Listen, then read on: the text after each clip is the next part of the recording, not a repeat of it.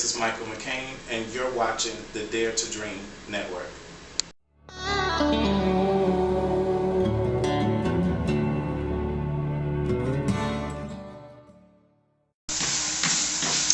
you guys, I'm getting ready for the Dee Armstrong show. Yes, I need to work out a little bit.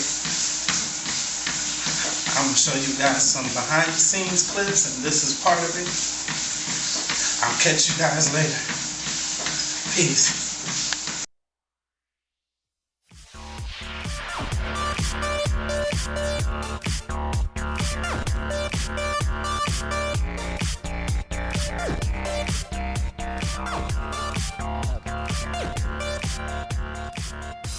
Thank you for staying with us. It's a midweek. It's Wednesday. We call it the Midweek Pick-Me-Up. We do this a couple of times a month when we give you an opportunity to talk about faith-based issues in your life. Joining me this afternoon is Dr. Michael McCain. He's the author of several books, including one of the most recent, the author of Purpose-Driven Prayer Life, because that's on his heart and so many other things. Thank you so much for being with us, Dr. McCain. Thank you for having me. It's a pleasure to have you because there's so many people with ideas and desires and wants. And then there's the people who pick up the shovel or whatever. They pick up the tools and they get it done. Absolutely. Your latest project, homelessness. Homelessness, you're from the Atlanta area. Yes. And there are cities of the homeless. Tell me how it began. When did you feel that it was your calling to do something about it?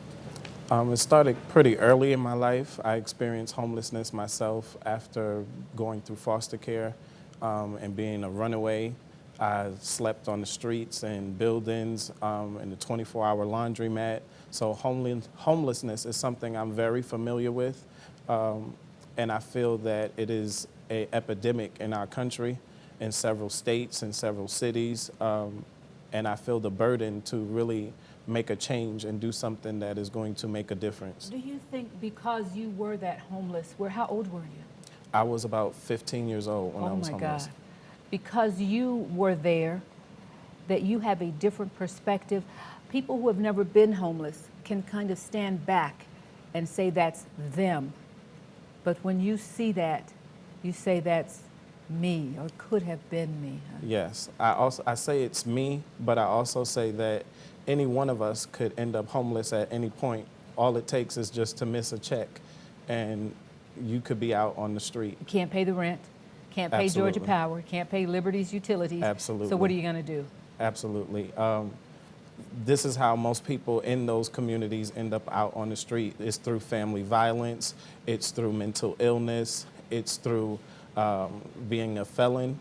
There's so many issues in our community, not enough resources and programs that are really assisting people and helping them to make it back into society.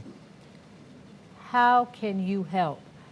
Dr. McCain, not to be a pessimist, but just to kind of rub a little iron with iron, that's a big job. It is, indeed. How in the world, what are you going to do? What's the plan? Well, my plan is to reach out to the community for those that want to get involved in volunteering, to help us fulfill the mission, both of feeding the homeless, providing resource programs, job training, and so many other things. There's a number of things that the homeless need help with, and we're going to tackle them one by one. You know, sometimes when we see the stories, we hear about those who were offered help but didn't want it. How many do want the help but are never offered the help? Absolutely. There are about 7,000 homeless people in the city of Atlanta. 7,000. That's more than in some Georgia cities. Absolutely. And there are over 100,000 people that go into homelessness in the state of Georgia alone, half of that being women and children. How can we help you? What can we do? You're in Norcross, you're in Atlanta. How can people just in the viewing area still help? We have a website where you can reach us. You can sign up to volunteer, get connected with the organization. It's caregiversglobal.org. And there you'll find the necessary information needed. Wow. Can you think of a story? I'm just kind of looking at you. I can see this is so much in your heart. Have you ever come across someone and you could just see that if someone would just give them a couple of things, their whole life would change. Does anyone come to mind? Absolutely. I actually met a homeless man named Andre on March the 7th when we went out to feed the homeless, and you can see the compassion in his eyes. He was asking us, where's our facility? He was ready to go with us, and I felt like, you know, oh my goodness, you could feel the compassion in his heart, you could see it in his eyes, the sincerity, and also his need for genuine help. And I imagine that some people can't go back home. Maybe that's the reason they're out there, because they're not a home to go back to. So they're looking for building families. It may not be a traditional biological family, but they also need a family, don't they? Absolutely. Yeah. Absolutely. So is that there are some people who that's their gift, to pray. I know you believe in prayer. How important is prayer in what you're doing? Prayer is absolutely essential. It's, for me, hitting the target, learning how to be strategic in your prayers, and just having a conversation, a dialogue with God, being specific about what's on your heart and what you feel in your heart that God has impressed on you that's on his mind. Not just going to him because he's Santa Claus. This is what I want. Yes, this is my list. Yes. And I'm going to hold on about 30 days and see if you do it for me. Right. We have a picture of your book. Will that book help? Maybe someone is watching and they may say, I know God is calling me to do something. Maybe that's it, maybe that's not it. Do you think that having purpose in your prayer will help you to hear that voice as to whether or not you're supposed to? That's your mission, to help Dr. McCain. Absolutely. Absolutely. Wow. What drove you to write that particular book?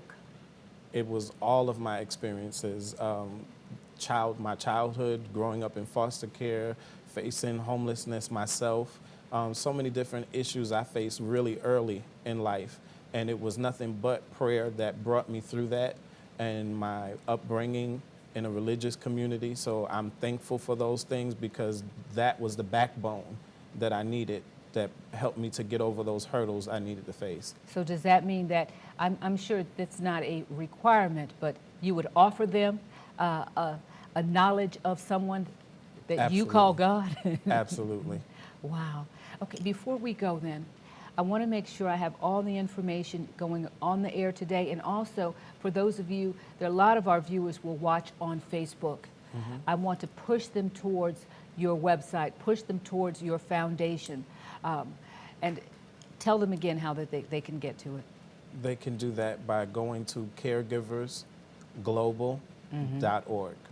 Caregiversglobal.org, and you're in need of things, I guess, food donations, monetary donations, and clothing donations. Wow. And I know that there are some people who are asking, do you think that the formula that you have and the drive that you have will help us? Because we have some tent cities in Columbus. Yes. It can help, okay. It will definitely help. Well, thank you so much. And God has been good to you, been very good to you. Absolutely. To have gone from homeless at 15. You could have done a lot of things, Mike, a lot of things, you know. But you're all right now. And Yes. if you did do them, you came out. Okay. All right. Yes. We'll be back after this. It's a midweek pick-me-up, okay? Well, we're going to be talking about prayer. I love these Wednesdays. It's just a time for those who have strong faith and those who are just interested and wonder what these spooky Christians talk about. Okay, we're going to be talking about prayer. I put a question on Facebook, and the question was, when someone says, I'm going to pray for you, do you believe they ever follow up? Okay, and more. The new study that recently came out that said there are fewer people who say that they do believe in God in the United States than ever before. So what do you think? Why are the numbers dropping? Or did they ask the wrong questions and get the wrong answer? Let's talk some more when we come back with Pastor Mark Blackston. We'll be back after this.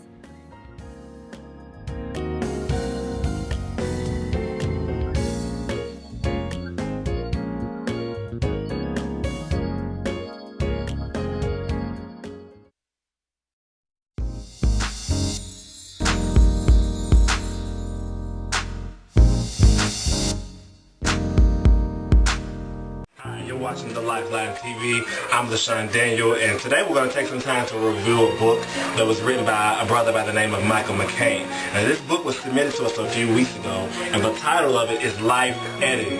And I believe it's a message I believe a lot of us can relate to when you're trying to get rid of some hindrances and roadblocks and some toxic relationships and different things of that nature that all seem to bother us down.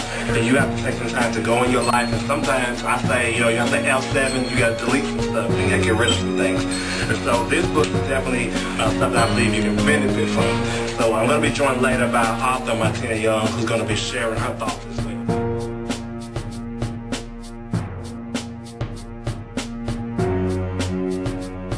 I wanted to share with you a few things that I received from the book Life Editing.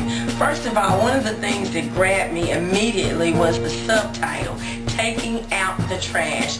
And that is what this book is about, examining our lives, editing out what does not need to be there, putting out the trash. Because far too often there are things that we're carrying in our lives, things that we're packing that are of no use anymore in our life. And so this book takes us on a journey to examine ourselves, examine our emotion, examine our relationships and different things in our lives that we may still be holding on to that need to be edited out of our lives.